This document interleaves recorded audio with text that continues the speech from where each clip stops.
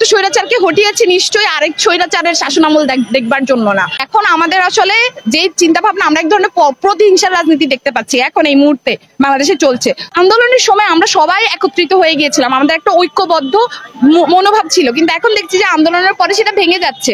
ঐক্যটা ভেঙে যাওয়ার কারণ হচ্ছে গিয়ে তখন আসলে আমাদের একটা নির্দিষ্ট লক্ষ্য ছিল যে স্বৈরাচারের পতন ঘটাতে হবে, ওই স্বৈরাচারের পতনের জন্য আমরা বিপরীতে সবাই একত্রিত হয়েছিলাম। কিন্তু এখন আমাদের কাছে মনে হচ্ছে যে স্বৈরাচারের তো পতন হয়ে গেছে, তাহলে আমাদের আগের যে ইন্টারেস্ট গুলো ছিল সেগুলো তাদের মতো করে সবাই তাদের আগের অবস্থানে ফেরত গেছে। আমাদের প্রোগ্রামটা ছিল যে গণ অভ্যুত্থান পূর্ববর্তী বাংলাদেশের যে চিত্র ছিল, আমরা যে জুলুম দেখেছি, যে আয়নাঘরের কথা আমরা শুনেছি, আমরা দেখেছি হেলমেট বাহিনী মানুষের উপরে আক্রমণ করছে অতর্কিতভাবে, মানুষের মাজার আমরা দেখেছি যে ঢাকা বিশ্ববিদ্যালয় গণ অভ্যুত্থান পূর্ববর্তী সময় একটি মাজারে আমরা একটি গানের অনুষ্ঠান হচ্ছিল, কাওয়ালি অনুষ্ঠান, সেখানে হচ্ছে যেই হেলমেট বাহিনী তারা হামলা করেছিল, এবং আমরা দেখেছি মানুষজন যখনই তাদের অধিকারের কথা বলতে গেছে আমরা মানুষজন বিভিন্নভাবে আসলে নির্যাতনের নিপীড়নের শিকার হয়েছে। তো আমরা দেখিয়েছি যে গণ অভ্যুত্থান পূর্ববর্তী বাংলাদেশে যে সকল অন্যায় বা নিপীড়ন হয়েছে মানুষের ওপরে, সেই পরবর্তী অবস্থা পেরিয়ে গণ অভ্যুত্থানের সময় মানুষ আসলে কিভাবে সেই বিদ্রোহী মনোভাব আসলে তারা ধারণ করেছিল। আমরা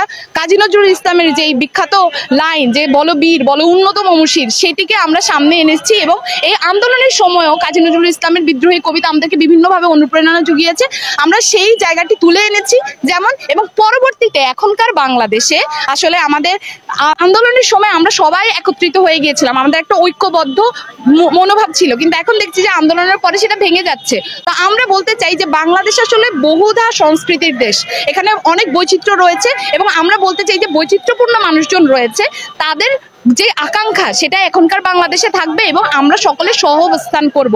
আমরা আসলে গণ অভ্যুত্থান পূর্ববর্তী যে বাংলাদেশের চিত্র দেখেছি সেটা এখন আমরা দেখতে চাই না, এবং আমরা বলছি এখন যে রিফরমেশনের প্রক্রিয়া চলছে, এই নাটকের মাধ্যমে এই মেসেজ দেওয়া হয়েছে যে আমাদের এখন জাতীয়ভাবে একটি গণ অধিবেশন হওয়া খুবই জরুরি। এটার মাধ্যমে আমাদের যে ঐক্যবদ্ধ চিন্তাভাবনা এবং যে গণ আকাঙ্ক্ষা সেটার প্রতিফলন ঘটা সম্ভব।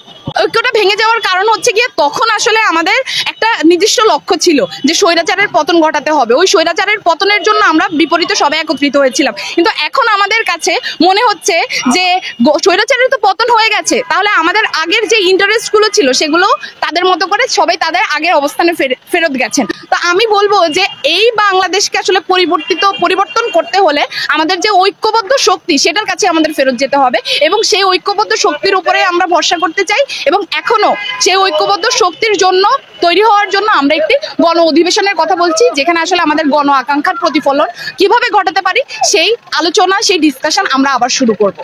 আমি স্বাধীনতার কথা যদি বলি, যে অবশ্যই আগে তো আমাদের যে নিপীড়ন ছিল, আমরা এখানে দাঁড়িয়ে এরকম একটি প্রোগ্রাম করা, এইরকম চিন্তা ভাবনা আসা, আমি সেটা হচ্ছে বাক স্বাধীনতার মতো যে জায়গাগুলো সেগুলো ছিল না। আমরা দেখতে পাচ্ছি যে এখন সাইবার সিকিউরিটি অ্যাক্ট বাতিল হওয়ার একটা খসড়া হয়েছে, সেটা বাতিল হতে যাচ্ছে। তো আমি বলবো যে এগুলো পজিটিভ সাইন এখনকার বাংলাদেশে, কিন্তু এটাকে আরো শক্তিশালী সুসংহত করবার জন্য আমাদের আসলে একত্রিতভাবে যে ডিসকাশন সেটা হওয়াটা খুবই জরুরি। না, নিশ্চয়ই আমরা একটা স্বৈরাচারকে হটিয়েছি নিশ্চয়ই আরেক স্বৈরাচারের শাসনামল দেখবার জন্য না। তো আমি বলবো যে বাংলাদেশের মানুষজন যেরকম বিদ্রোহী মনোভাব নিয়ে গণ অভ্যুত্থানে তাদের পার্টিসিপেশন নিশ্চিত করেছিল এবং স্বৈরাচারকে হটিয়েছে, এবং বাংলাদেশের মানুষ বারংবার একই কাজ করেছে, 69-এ করেছে, 90-এ করেছে, এখন 24-এ করেছে। তো আমি বলবো যে স্বৈরাচার বাংলাদেশে ফেরত যখন আসে বাংলাদেশের মানুষজন আসলে একত্রিত হয়, এবং আমাদের এবার চেষ্টা এটাই থাকবে যে আমাদেরকে যাতে আর কখনো স্বৈরাচার পতনের দাবিতে রাজপথে নামতে না হয়, এবং বাংলাদেশের রাজনৈতিক পরিমণ্ডলে যাতে আর কোনো স্বৈরাচারী সরকার তৈরি না হয়ে ওঠে।